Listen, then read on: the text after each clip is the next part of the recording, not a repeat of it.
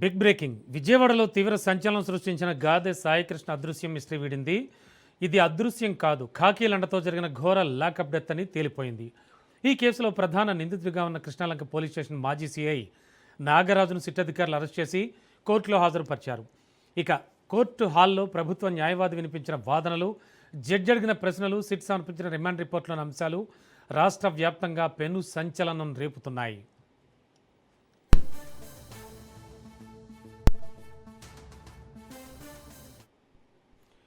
సాయికృష్ణ తల్లి విజయలక్ష్మి ఇచ్చినటువంటి ఫిర్యాదు మేరకు మాజీ సీఐ నాగరాజుపై హత్య, అక్రమ నిర్బంధం సెక్షన్ల కింద కేసు నమోదైంది. మంగళవారం అజిత్ సింగ్ నగర్లోని ఆయన స్నేహితుడి ఇంటి నుంచి నాగరాజును సిట్ అధికారులు అదుపులోకి తీసుకున్నారు. అనంతరం కమాండ్ కంట్రోల్ కేంద్రానికి తరలించి సిట్ ఇన్ఛార్జ్ ఐజీ రవిప్రకాష్ ఆధ్వర్యంలోని బృందం మధ్యాహ్నం 2 గంటల నుంచి రాత్రి 7 గంటల వరకు 5 గంటల పాటు ప్రశ్నించింది.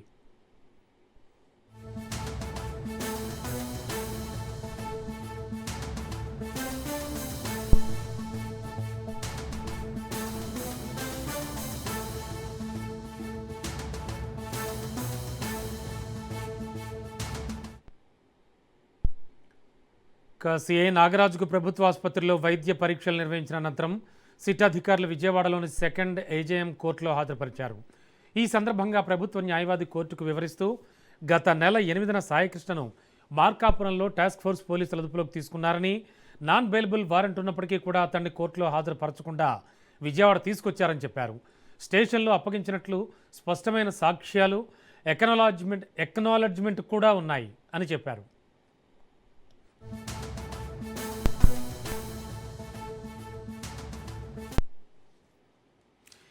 ఇదే అంశానికి సంబంధించి లేటెస్ట్ ఇన్ఫో అందించడానికి మా కరెస్పాండెంట్ రమేష్ సిద్ధంగా ఉన్నారు.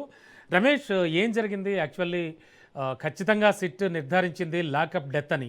ఇది నిజంగా రమేష్ చెప్పుకుంటే చాలా గమ్మత్తుగా ఉంది. ఎందుకంటే ఆల్రెడీ నాగరాజు అరెస్ట్ని నిరసిస్తూ కూడా నిన్న కొంతమంది ధర్నాలు చేశారు. ఇప్పుడు వాళ్ళని ఏమనాలి మనం?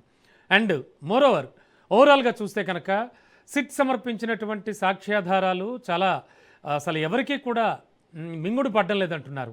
ఆ స్థాయిలో సాయికృష్ణ ఇష్యూలో ఘోరం జరిగిందనుకోవచ్చా? యాక్చువల్గా జరిగింది ఏంటి రమేష్?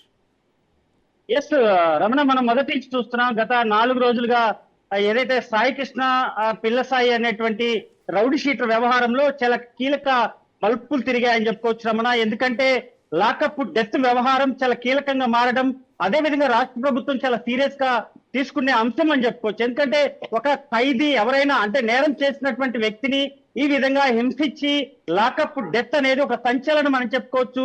గతంలో కూడా ఇదే అంశాలు కొన్ని రాష్ట్రాల్లో కూడా మనం చూసినటువంటి పరిస్థితి కనపడుతుంది. న్యాయ వ్యవస్థ చాలా సీరియస్ గా కూడా ఇలాంటి అంశాలపైన దృష్టి సారించినటువంటి అంశాలు మనం చెప్పుకోవచ్చు. ఇదే సంబంధించి తమిళనాడులో కూడా ఉరిశిక్ష వేసినటువంటి ఘటనలు మనం చూసినటువంటి పరిస్థితి కనపడతాయి. ఇదే తమిళనాడులో కాకుండా దేశంలో అనేక చోట్ల లాకప్ డెత్ వ్యవహారంలో న్యాయ వ్యవస్థ చాలా సీరియస్ గా దృష్టి సారించేటువంటి అవకాశం ఉంది. ఎందుకంటే న్యాయ వ్యవస్థ పైన నమ్మకం పోయేటువంటి అవకాశం. ఎందుకంటే పోలీసులే చర్యలు తీసుకుంటే ఇంకా న్యాయ వ్యవస్థ ఎందుకనేది కూడా భావించేటువంటి అవకాశం ఉంది. అయితే రిమాండ్ రిపోర్ట్లకు సంబంధించి చాలా కీలక అంశాలు దాన్ని పొందుపరిచాయి. దాదాపు 17 మంది సాక్షులని ఈ కేసులో పొందుపరిచినటువంటి పరిస్థితి కనపడుతుంది. సిఐ నాగరాజుని ఇప్పటికే సస్పెండ్ చేసిన తర్వాత కూడా అనేక కోణాల్లో విచారించింది. అటు ఏదైతే ఏసీపీ అధికారిగా ఉన్నటువంటి ప్రసాద్, ఏదంటే దైవ ప్రసాద్ ఇచ్చినటువంటి నివేదిక 3 రోజుల పాటు నివేదికను కూడా సిట్ పరిశీలించింది. ఆ తర్వాత కూడా అటు నిన్న 6 గంటల పాటు సిఐ నాగరాజుని అనేక కోణాల్లో పరిశీలన వర్షన పుట్టించింది. తల్లి ఇచ్చినటువంటి సమాచారం మేరకు తల్లితో పాటు సాయికృష్ణ మేనమామలు ముగ్గురు ఇచ్చినటువంటి ఎవిడెన్స్ సంబంధించి కూడా కొంత కీలక అంశంగా మారినటువంటి నేపథ్యంలో కూడా నాగరాజు అటు పోలీస్ స్టేషన్ కి విజయలక్ష్మి వెళ్ళినప్పుడు ఏ విధంగా ప్రవర్తించాడు, మే 9న ఏ విధంగా ఆయన్ని అదుపులో తీసుకున్నారు, అదే విధంగా అటు స్టేషన్ కృష్ణాలంక పోలీస్ స్టేషన్ లో చిత్రహింసలకు గురి చేసినటువంటి తర్వాత ఆయన్ని ఎక్కడికి తీసుకెళ్లారనే అంశాలపైన కూడా నాగరాజు ముందు ప్రశ్నలు వర్షం పుట్టించినటువంటి నేపథ్యంలో ఏ ఒక్క ప్రశ్నకు కూడా అటు సిఐ నాగరాజు కూడా ఎక్కడ కూడా వెల్లడించినటువంటి పరిస్థితి కనపడుతుంది. రిమాండ్ రిపోర్ట్ లో లాకప్ డెత్ గా కూడా అటు సిట్ అధికారులు గుర్తించినటువంటి పరిస్థితి ఉంది. అయితే దీనికి సంబంధించినటువంటి అటు సిఐ సంబంధించినటువంటి నాగరాజు న్యాయమూర్తి ఏదైతే రిమాండ్ రిపోర్ట్ లో ఉంచినటువంటి లాకప్ డెత్ గా అనుమానితులుగా గుర్తించారు. ఈ కేసుకి సంబంధించి చట్ట పరిధిలో ఉన్నటువంటి నేపథ్యంలో ఖచ్చితంగా అటు న్యాయ పోరాటం చేస్తామంటూ కూడా అటు నాగరాజు తరపు న్యాయమూర్తి వెల్లడించినటువంటి పరిస్థితి, అటు న్యాయవాది వెల్లడించినటువంటి పరిస్థితి కనపడుతుంది. అయితే నాగరాజుని 14 రోజుల పాటు రిమాండ్ విధిస్తూ న్యాయమూర్తి అటు తీర్పు ఇచ్చినటువంటి నేపథ్యంలో అటు నాగరాజుకి విజయవాడ పోలీస్ స్టేషన్ దగ్గర నుంచి కూడా కస్టడీకి తీసుకున్న దగ్గర నుంచి అటు పోలీస్ గెస్ట్ హౌస్ కి వెళ్ళేటప్పుడు కూడా పెద్ద ఎత్తున కూడా ఆయనకి మద్దతుదారులు పూర్తి స్థాయిలో కూడా ప్రభుత్వం పైన నినాదాలు చేసినటువంటి పరిస్థితి కనపడుతుంది. నేరస్తుల పైన చట్టపరమైన చర్యలు తీసుకున్నటువంటి పోలీస్ అధికారుల పైన ఈ విధంగా చర్యలు తీసుకోకూడదంటూ కూడా అడుగడుగున అడ్డుకున్నటువంటి పరిస్థితి మనకు కనపడింది. అయితే దానికి సిట్ అధికారులు మాత్రం చాలా సీరియస్ గానే విచారించారు. ఎందుకంటే గంటల వ్యవధిలోనే రాష్ట్ర ప్రభుత్వం సిట్ బృందం ఏర్పాటు చేసిన తర్వాత ఐజీ రవిప్రకాష్ తో పాటు మరో 3 ఎస్పీ స్థాయి అధికారులను కూడా నియమించినటువంటి నేపథ్యంలో చాలా వేగవంతంగా సిట్ రిపోర్టు ఇచ్చినటువంటి పరిస్థితి చాలా కీలకంగా వెల్లడించింది. రిమాండ్ రిపోర్ట్ లో లాకప్ డెత్ గా గుర్తించింది. ప్రధాన ముద్దాయిగా నాగరాజునే చేర్చింది. నాగరాజుకు సంబంధించి మొత్తం 8 మంది విచారణ ఎదుర్కొంటున్నారు.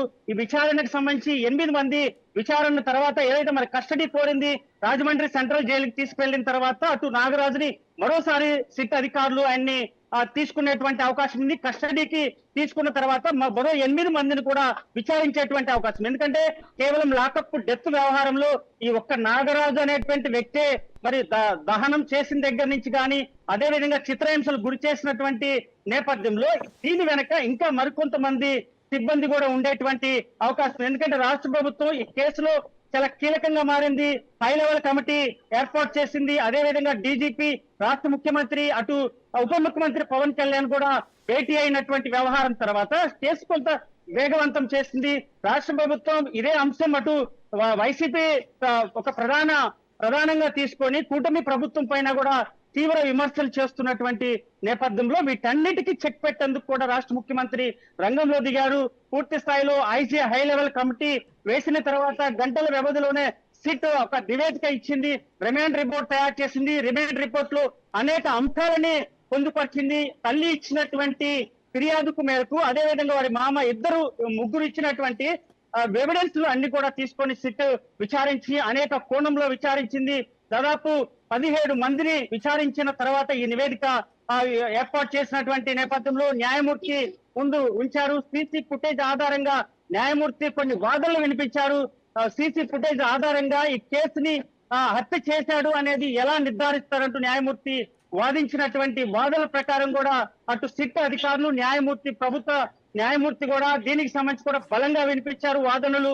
సిట్ అదే ఏదైతే మరి నాగరాజే ఇది కుట్రపూరితంగా చేశారు, అరెస్ట్ చేసినటువంటి సమయంలో తనపైన కేసులు ఉన్నప్పుడు, నాన్ బెయిలబుల్ కేసు వారంటీ ఉన్నప్పుడు ఎందుకు న్యాయమూర్తి ముందు, కోర్టు ముందు హాజరుపరచలేదనే అంశాలని లేవనెత్తినటువంటి పరిస్థితి మనకి కనపడుతుంది. అయితే పూర్తి స్థాయిలో సిట్ నివేదిక రాష్ట్ర ప్రభుత్వానికి ఒక కీలక అంశాలుగా మారాయి.